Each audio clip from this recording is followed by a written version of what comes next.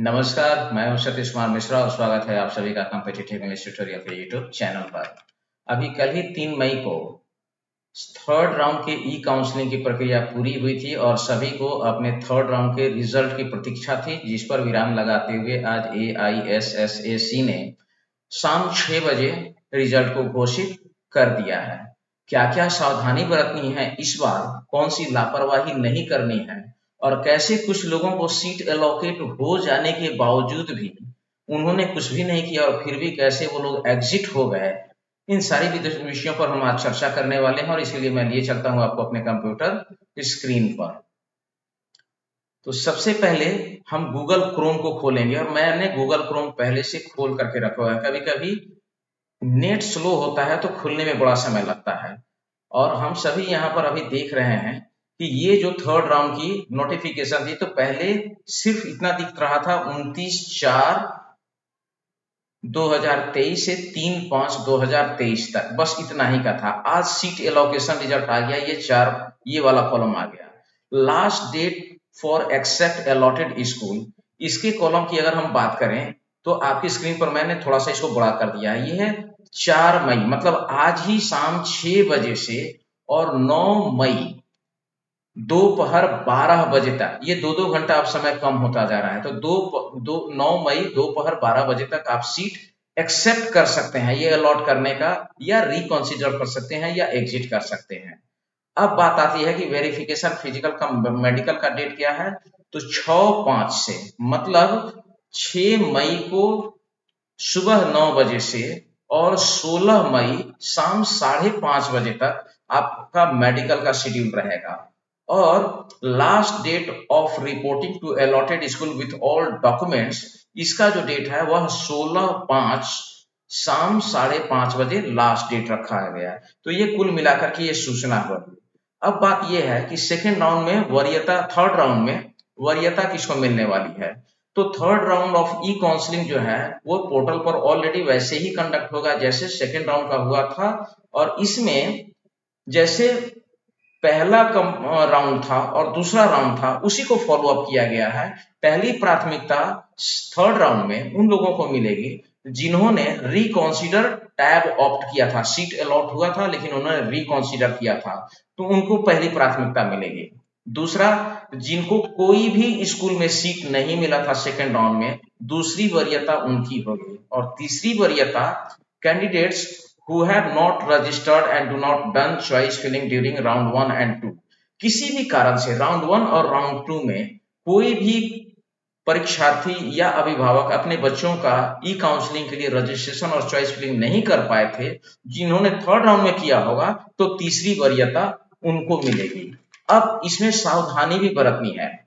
इसमें सावधानी क्या है कि इस बार बिहारी छात्रों के लिए, खासतौर से वे छात्र जो बिहार से हैं, आपको जब अदर स्टेट के लिए आप अभी सीट के लिए चॉइस फिलिंग आपने किया है स्कूल के लिए और आपको सीट एलोकेट होता है, अब वो चाहे जिस कोने में हो, अब आप रिकॉन्सिडर करेंगे तो अपने आप को आप खतरे में डालने वाले हैं। आप या तो एग्जिट कर सकते हैं, रिकॉन्सिडर भी एक तरीके से एग्जिट ही मान लीजिए, क्योंकि अब अगले दौर में कितनी सीट खाली रहेंगी ये कहना बड़ा मुश्किल है। वैसे ही सेकेंड राउंड में 3-4 ऐसे स्कूल हैं जहां बिहारी छात्रों का कोटा पहले ही समाप्त हो चुका है।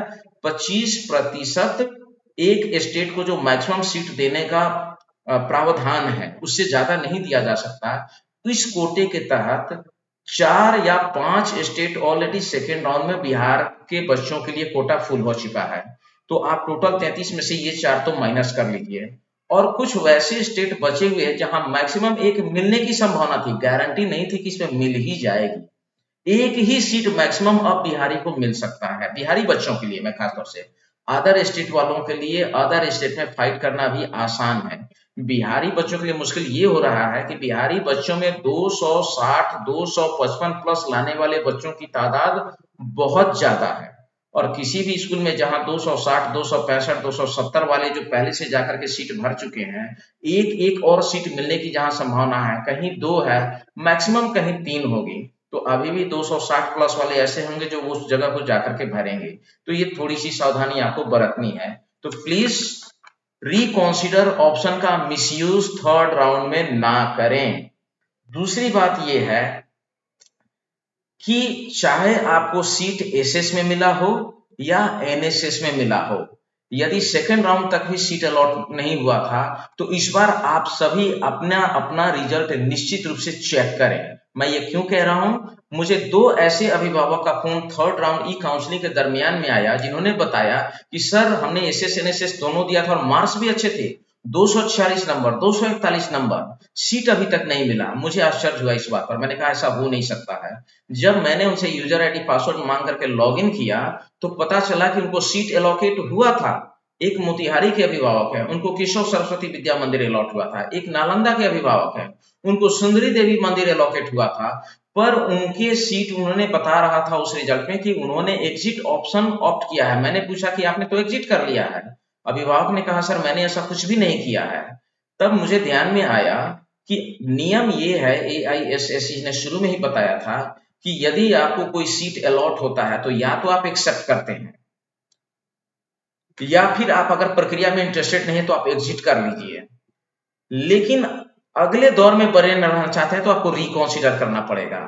अगर आपने ना एक्सेप्ट किया, ना रिकॉन्सिडर किया और ना ही एग्जिट किया तो सैनिक स्कूल सोसाइटी आपको स्वतः ही एग्जिट कर देगी और इसी प्रक्रिया के 2 विद्यार्थी इस बार शिकार हुए हैं। तो ये अज्ञानता कहिए, लापरवाही कहिए, आपने अपने बच्चे का फॉर्म ठीक है किसी स्कूल से कराया हो, किसी कोचिंग से कराया हो, उनका काम था करा देने का, हो गया। अब बच्चा आपकी जवाबदेही जिम्मेदारी है। आप अपने बच्चे की जवाबदेही उठाइए और समय पर रिजल्ट चेक कीजिए कि आपके हाँ, जिन्हें सीट अलॉट नहीं हुआ उन्हें कुछ करने की जरूरत ही नहीं थी, वो ऐसे ही बने हुए दौर में। लेकिन अगर आपको सीट अलॉट हो गया और आपने या तो एक्सेप्ट करना है या एग्जिट करना है, अगर दोनों में से कुछ नहीं किया तो अगले दौर में बने रहने के लिए रिकॉन्सिडर आप जब तक प्रेस नहीं करेंगे आप अगले दौर में नहीं जा सकते। आप तीनों में से कुछ नहीं करेंगे तो आप उसी दौर में ऐसे ही हट जाएंगे। तो 2 ही तरीका है हटने का, या तो एग्जिट करके हट जाइए या कुछ मत कीजिए तो भी आप हट जाएंगे। तीसरा है कि एक्सेप्ट कर लीजिए, जाइए, पसंद आए तो ठीक है, नहीं आए तो भी आप नहीं जाएंगे तो आप हट जाएंगे वहां से। लेकिन आप कुछ नहीं करेंगे और सोचेंगे कि हम दौर में बने रहें, ऐसा नहीं होगा। आज के लिए इतना ही, यदि और भी कुछ आता है तो हम जल्द ही आपके बीच में आएंगे। Thanks for watching competitive English tutorial. और किसी भी तरीके की कोई जरूरत हो, हमारे ग्रुप का, व्हाट्सएप ग्रुप का लिंक डिस्क्रिप्शन में दिया हुआ है, आप उस पर जाकर के हमारा ग्रुप ज्वाइन कर सकते हैं और किसी भी प्रकार की मदद होगी। और यदि आप लोगों में से जिन लोगों को भी मेरी मदद से सीट एलोकेशन, अगर काउंसलिंग मैंने बहुत सारे लोगों की कराई, अगर सीट अलॉट होता है तो ग्रुप में जरूर मैसेज करें और इन्फॉर्म करें। मुझे खुशी होगी कि मेरा प्रयास आपके लिए सार्थक रहा। धन्यवाद।